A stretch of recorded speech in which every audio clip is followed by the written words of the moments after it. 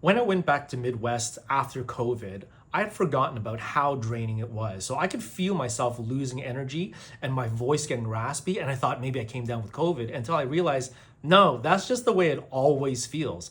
Your voice is raspy because of all the yelling you have to do the night before at the socials at the Hilton bar. It's incredibly loud, so everyone's just kind of screaming over each other.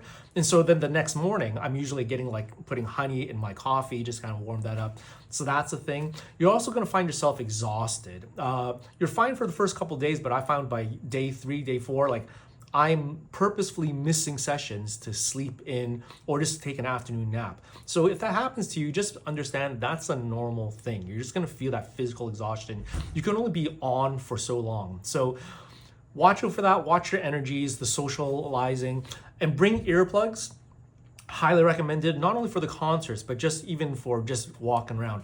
And especially when you're walking in the clinician booths, like the exhibition hall, people are just showing off how loud and high they can play on the trumpet. So it gets really, really loud. I definitely recommend earplugs for that. But the other thing to think about is look out for quiet spots.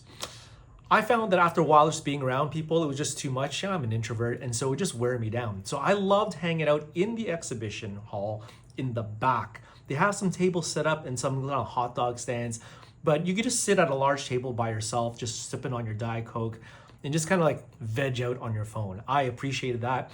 I think in some of my earlier years when I needed a nap, I find quiet spots in the hall, go up to the top floor, second or third floor where no one's gonna find me, no one's gonna see me, just take a quick power nap.